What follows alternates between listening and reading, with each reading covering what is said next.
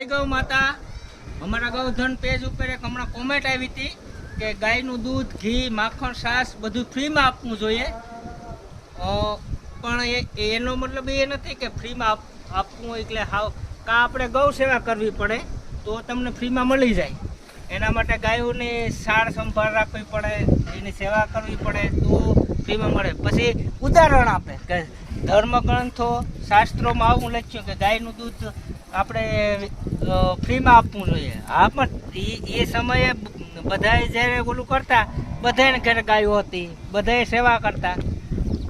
બધાએ પછી એ સમયમાં કોઈને ગાય વહુકી જતી તો કઈ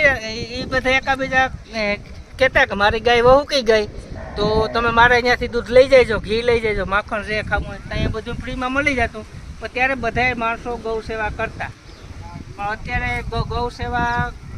કરવાનો કોઈ પાસે ટાઈમ નથી તો તમારો ટાઈમ જે તમે તમારા ધંધા કે ઓલામાં રોકો એમાંથી થોડું મહેનતાણું તમે આમાં આપો ગૌશાળામાં આપો ઓલામાં આપો ગાયોના સેવા કરતા હોય એટલે અથવા તો સેવા કરો કાં તો પછી સેવાના બદલે તમે લક્ષ્મીથી એનું મૂલ્ય ચૂકવો. હા બરાબર. આમ જોઉં તો આપણે જે છે મહાભારતમાં પણ જે છે ગોકુળ ગામ છે ત્યાંથી માખણનો વ્યવસાય હાલતો જ મથુરામાં માખણ વેચાતું જ ઓલરેડી ત્યાં તો કૃષ્ણ ભગવાન આ બધા છે ગોપીઓના મટકા ફોડતા કે ભાઈ આપણે ગાયનું વેચવું ન જોઈએ આપણે આપણા બાળકોને બધાને ખવડાવવું જોઈએ આપણા